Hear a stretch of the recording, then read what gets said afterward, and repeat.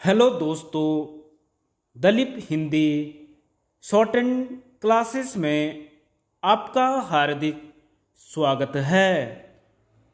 दोस्तों, आज की डिक्टेशन आनंद आशुलिपि मासिक पत्रिका से बोली जाएगी।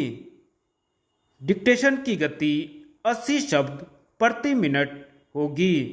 डिक्टेशन स्टार्ट करते हैं 5 सेकंड बाद। भाइयों, मुझे यहाँ आकर केरल विधानसभा के रजत जयंती समारोह में शामिल होने से प्रसन्नता हो रही है।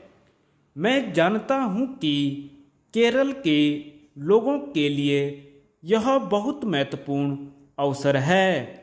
किसी भी सामाजिक या राजनीतिक प्रणाली का आकलन करने के लिए 25 वर्ष का समय बहुत कम दिखाई देगा, परंतु केरल के लोग समय के बदलते रंग के साथ अपने आप को ढालने में बहुत चुस्त हैं। अतः मैं समझता हूँ कि इस प्रकार का समारोह एक विशेष महत्व रखता है।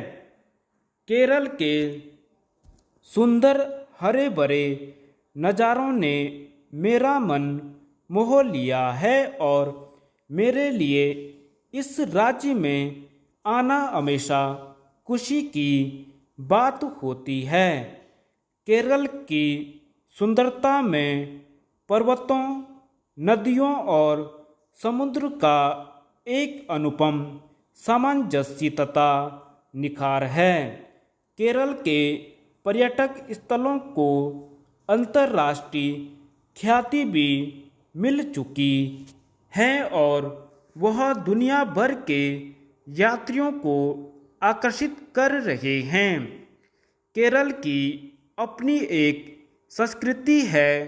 यह पुरानी रीतियों और नए आदर्शों के समन्वय से पैदा हुई है। अपनी विचित्र भौगोलिक स्थिति से हम राज्य का एक पृथक ही जीवन मार्ग और दृष्टिकोण है। केरल का भारत के दूसरे हिस्सों में रहने वाले लोगों के साथ गहरा संपर्क है।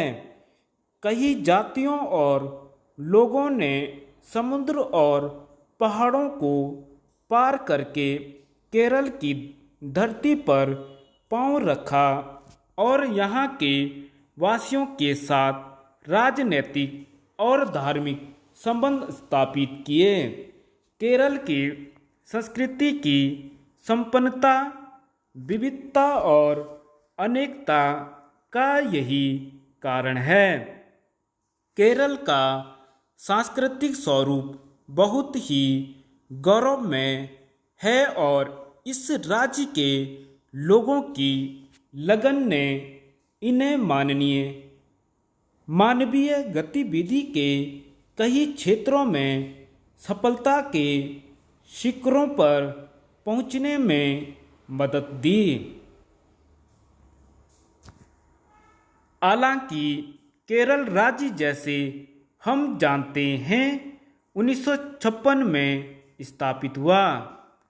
केरल के लोग भारत की स्वतंत्रता से पहले से ही प्रजातांत्रिक संस्थाओं के बारे में जानते थे और उन्हें प्रतिनिधि सरकार का अनुभव था। स्वतंत्रता के बाद शिक्षा के ऊंचे स्तर के कारण राजनीतिक विकास की प्रक्रिया में तेजी आई। कई राजनीतिक दल होने के कारण राज्य और राष्ट्र की समस्याओं के बारे में उनका अपना सैद्धांतिक दृष्टिकोण है। केरल इस बात पर गर्व कर सकता है कि उसने संसदीय सरकार को बहुमूल्य योगदान दिया है। भाइयों, क्योंकि आप लोग अपनी असेंबली की रजत जयंती मना रहे हैं, इसलिए मैं समझता हूँ मुझे इस माननीय संस्थान के बारे में भी कुछ शब्द कहने चाहिए। धन्यवाद।